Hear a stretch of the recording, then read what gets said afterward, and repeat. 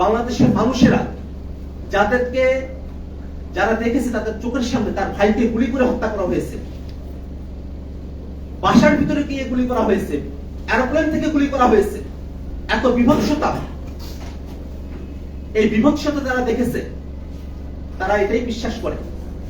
যে যারা এরকম বিভৎসতা ঘটিয়েছে তাদের শাস্তি নিছক কোনো জেল জরিমানার মধ্য দিয়ে হতে পারে না। তাদের শাস্তি বাংলাদেশের আইনে যে সর্বোচ্চ শাস্তি আছে সেটাই তাদের পাওয়া দরকার। এটা বাংলাদেশের মানুষের, এটা দীর্ঘ সময়ে এটা বাংলাদেশের মানুষের কথা। আন্তর্জাতিক যে মানদণ্ডগুলো আছে সেই মানদণ্ডগুলোর দিকে অবশ্যই আমরা খেয়াল রাখবো, কিন্তু এতে করে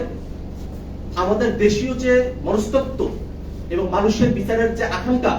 সে আকাঙ্ক্ষাকে আমরা ইগনোর করে যেতে পারি না। আমরা সরকারের কাছে আহ্বান জানাবো, আন্তর্জাতিক যতগুলো ফোরাম আছে,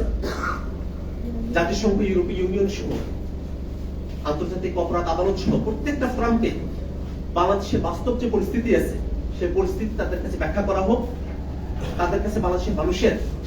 আকাঙ্ক্ষার জায়গা এবং প্রত্যাশার যে জায়গাগুলো আছে সেগুলো ব্যাখ্যা করা হোক।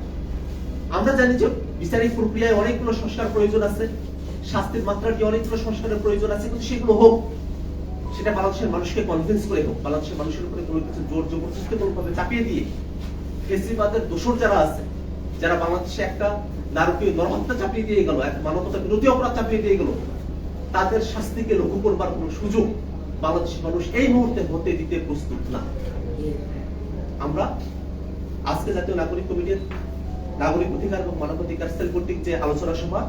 এই আলোচনা সভার মধ্য দিয়ে শুধু একটা কথাই বলব, বিচার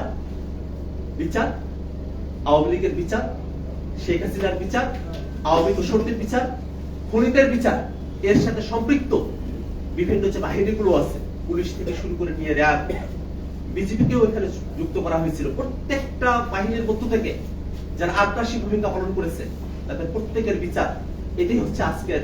আলোচনা সভার মধ্যে দিয়ে আমাদের সকলের চাওয়া। এবং আমরা বিশ্বাস করি এই বিচার প্রক্রিয়ার মধ্য দিয়েই বাংলাদেশের সংস্কারের যে আলাপ জোরালো হয়েছে সে আলাপকে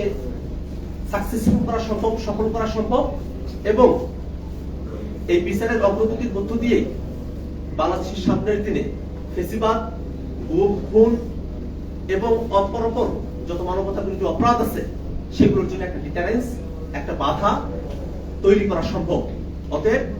সামনের দিনে একটা সুন্দর বাংলাদেশ পেতে হলে এবং আমাদের শহীদরা যারা আছেন তাদের জন্য ন্যায় বিচার নিশ্চিত করতে হলে অবশ্যই আওয়ামী লীগকে বিচারের কাঠগড়ায় দাঁড় করাতে হবে, দল হিসেবে আওয়ামী লীগকে নিষিদ্ধ করতে হবে এবং আওয়ামী লীগের এই হত্যাকাণ্ডের সঙ্গে জড়িত সকলকে যথোপযুক্তভাবে দেশীয় এবং আন্তর্জাতিক পরিসরে বিচারের মুখোমুখি দাঁড় করাতে হবে। ধন্যবাদ সকলকে।